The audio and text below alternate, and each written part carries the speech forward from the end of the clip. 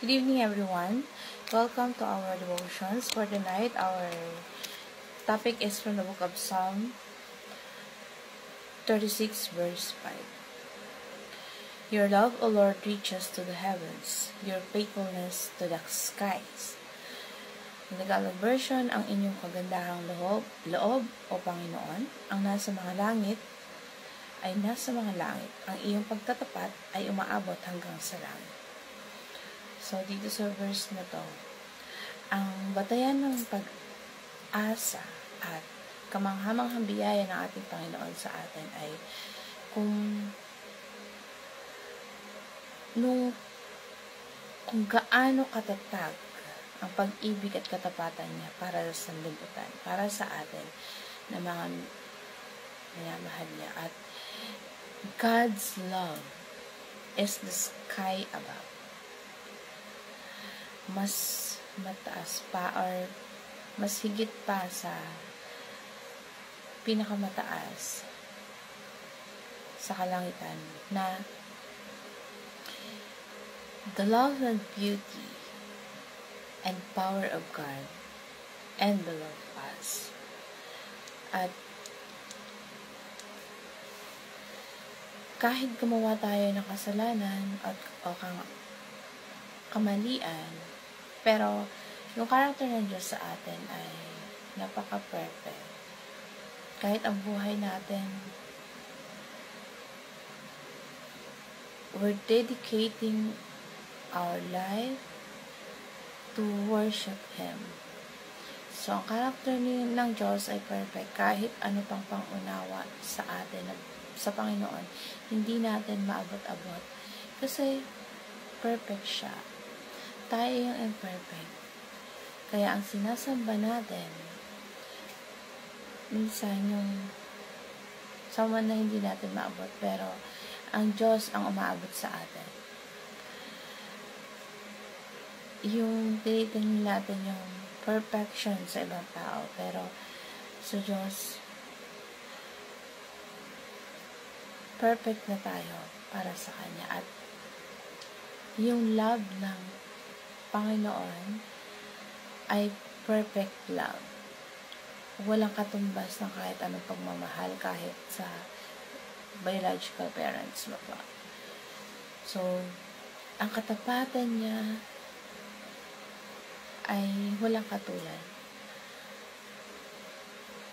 Na hindi perfect na katulad ng pagmamahal ng Diyos sa atin. Kasi napaka-imperfect natin. Meron tayong mga kasalanan na gagawa na hindi lahat ng bagay ay walang masihigit na understanding. Ang understanding na manggagaling sa Panginoon. Kasi pwede tayong mabulag ng kahit na anumang bagay para hindi mahalin ng isang tao. Pero yung perfection ng Diyos, yung holiness, at yung God's character is perfect. Kaya niya tayo mahalin kahit ano pang mga mali natin sa buhay. Yung pag-ibig ng Diyos, hindi mo masusukat, hindi mo maarok, at napaka ganda na yung pagmamahal ng Diyos sa atin ay walang katumbas. Kahit anong pa mga kasalanan natin, at anong pang mga nagawa nating mali, napaka-understanding niya para sa atin dahil lagi niya tayong pinagbibigyan ng pagkakataon para ma-realize natin yung mga bagay na mali natin, yung mga nagagawa nating intention o hindi man intention na pagkakamali, at talagang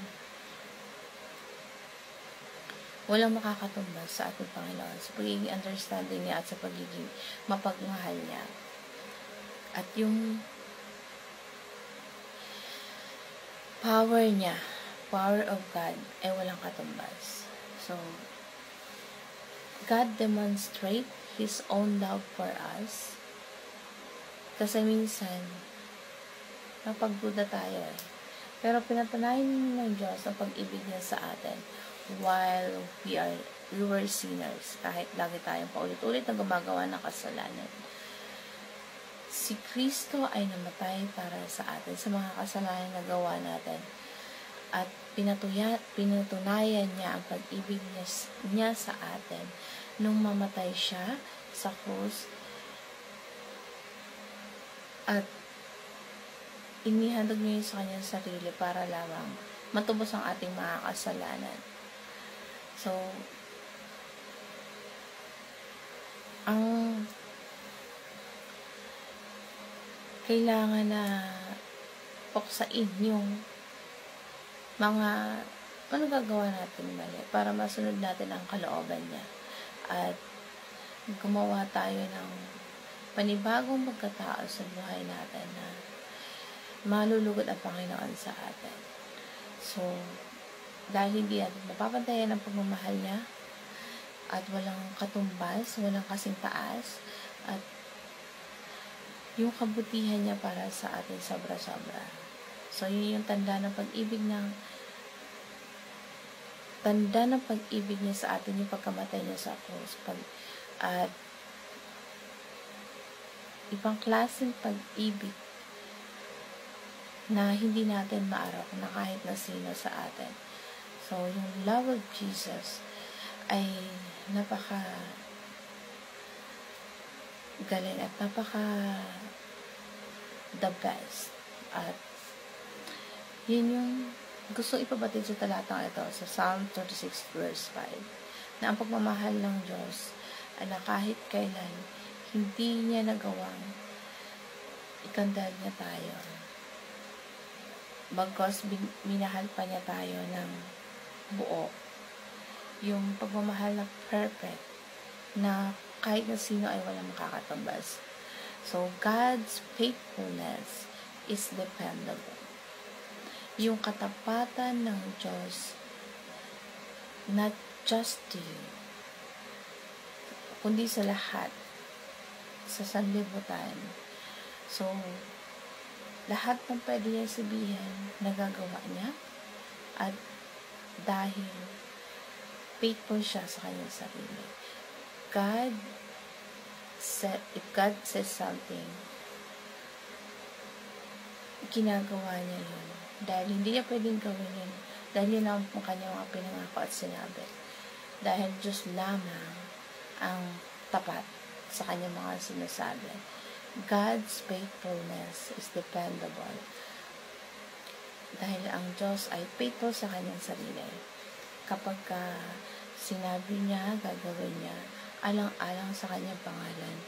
At kung may pangako man ng Diyos sa atin, huwag tayo mainip na pwede mo i-claim yung mga blessings na pwede mo makuha.